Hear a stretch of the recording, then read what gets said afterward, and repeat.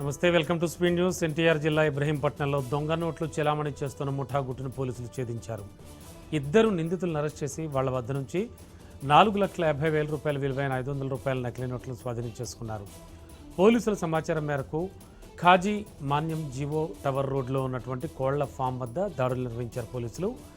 గుంజ మంగారావు, వల్లభనేని పవన్ కుమార్లను అదుపులోకి తీసుకున్నారు. వారి వద్ద నుంచి 500 రూపాయల నోట్లతో కూడిన 9 కట్టలను స్వాధీనం చేసుకున్నారు.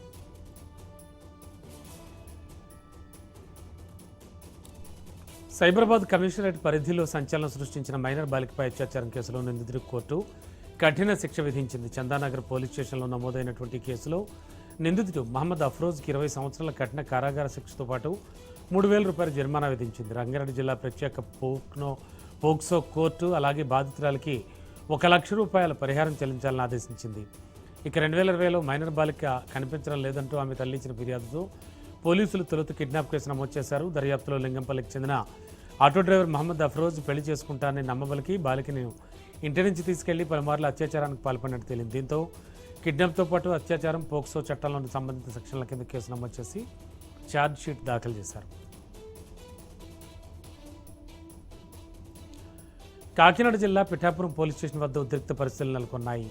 యూట్యూబర్ రావణ్ వ్యవహారంలో పోలీస్ స్టేషన్ పరిసరాల్లో 2 వర్గాల మధ్య తోపులాట చోటు చేసుకుంది.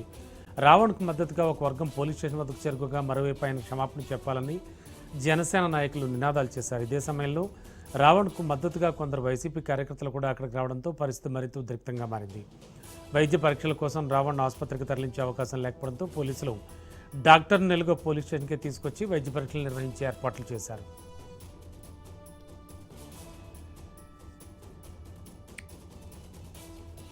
మహబూబాబాద్ జిల్లాలోని గూడూరు మండలంలో చిరుతపులి సంచారం స్థానికులకు తీవ్ర భయాందోళనకు గురిచేస్తోంది.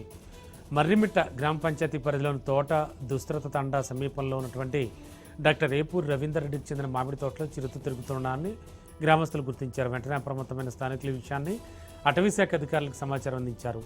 సమాచారం అందుకున్న ఫారెస్ట్ అధికారులు హుటాహుటిన ఘటనాస్థలికి చేరుకుని చిరుత ఆచూకీ కోసం గాలింపు చర్యలు చేపట్టారు.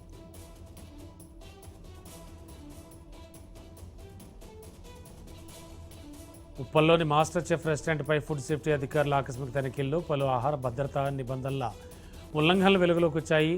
ఉప్పల్ రింగ్ రోడ్లో ఉన్నటువంటి రెస్టారెంట్ను Malkajgiri municipal corporation food safety అధికారులు తనిఖీ చేశారు. స్టోర్ రూమ్, డైనింగ్ హాల్లో అపరిశుభ్ర వాతావరణం, ఈగలు, బొద్దింకలు కనిపించాయి. అలాగే మాంసాహార పదార్థాలను నిబంధనలకు విరుద్ధంగా నిల్వ చేయడం, ఆహారాన్ని మూతలు లేకుండా ఉంచడం, రిఫ్రిజిరేటర్ ఉష్ణోగ్రత రికార్డులు నిర్వహించకపోవడం, సిబ్బంది పరిశుభ్రత ప్రమాణాలు పాటించకపోవడం వంటి పలు లోపాలను అధికారులు గుర్తించారు. ఈ ఉల్లంఘనల నేపథ్యంలో రెస్టారెంట్ యాజమాన్యానికి 25,000 రూపాయల జరిమానా విధించారు. రైతే రాజంటాం, అన్నదాతే దేశానికి వెన్నెముకంటాం. కానీ ఆ రైతు పరిస్థితి మాత్రం రోజు రోజుకు దయనీయంగా మారుతోంది. ప్రకృతి వైపరీత్యాలు, అనుకోని ప్రమాదాలు, ఆర్థిక ఇబ్బందులు ఇలా వరుస కష్టాలు రైతును పొంగదీస్తున్నాయి. తాజాగా మహబూబాబాద్ జిల్లాలో చోటు చేసుకున్న ఒక ఘటన ప్రతి ఒక్కరిని కంటతడి పెట్టిస్తోంది. గంగారం మండలం పూనుగొండల గ్రామానికి చెందిన రైతు ప్రవీణ్కు చెందినటువంటి ఒక ఆడేది 3 రోజుల క్రితం విద్యుత్ ఘాతానికి గురై మృతి చెందింది. ఖరీఫ్ సాగు ప్రారంభమైన వేళ పొలం దున్నాల్సిన సమయంలో ఈ ప్రమాదం జరగడంతో రైతు తీవ్ర ఇబ్బందుల్లో చిక్కుకున్నాడు.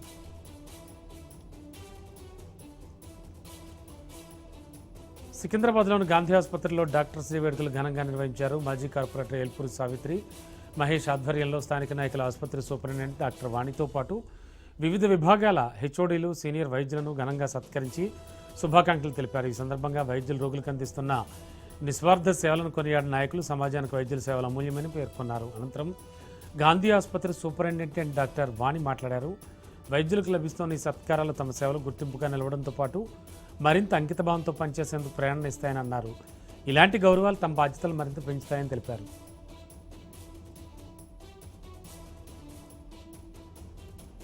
పల్నాడు జిల్లాలో ఎన్టీఆర్ భరోసా పెన్షన్ కార్యక్రమం ఘనంగా కొనసాగింది. రొంపిచెర్ల మండలం సంతగుడిపాడు గ్రామంలో ఎమ్మెల్యే డాక్టర్ చదలవాడ అరవింద్ బాబు, జిల్లా కలెక్టర్ కృతికా శుక్లా ఇంటింటికి వెళ్లి లబ్ధిదారులకు పెన్షన్ పంపిణీ చేశారు. ఈ సందర్భంగా ఎమ్మెల్యే అరవింద్ బాబు మాట్లాడారు. కూటమి ప్రభుత్వం సంక్షేమంతో పాటు అభివృద్ధికి పెద్దపీట వేస్తోందన్నారు. మంత్రి నారా లోకేష్ ఆధ్వర్యంలో విద్యా వ్యవస్థ బలోపేతం అవుతోందని తెలిపారు.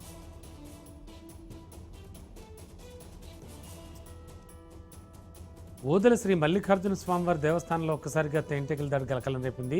స్వామివారి దర్శనం కోసం ఆలయానికి వచ్చిన భక్తులపైనే తేనెటీగల గుంపు ఒక్కసారిగా విరుచుకుపడడంతో ఆలయ ప్రాంగణంలో భయానక పరిస్థితులు నెలకొన్నాయి. ఈ ఘటనలో 6 నెలల పసికంతో పాటు సుమారు 20 మంది భక్తులు తేనెటీగల కాటుకు గురైనట్లు సమాచారం. వెంటనే స్పందించిన 108 అంబులెన్స్ సిబ్బంది ఘటనా స్థలిలోనే బాధితులకు ప్రాథమిక చికిత్స అందించి అనంతరం కాల్వ శ్రీరాంపూర్ ప్రభుత్వ ఆసుపత్రికి తరలించారు.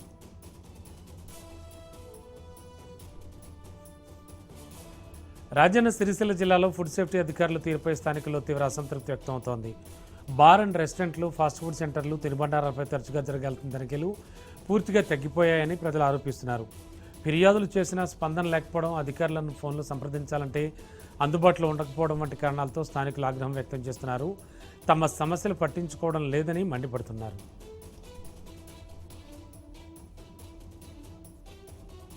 ఖమ్మం జిల్లాలో పెద్ద దొంగతనాల ముఠాగుట్టును పోలీసులు రట్టు చేశారు.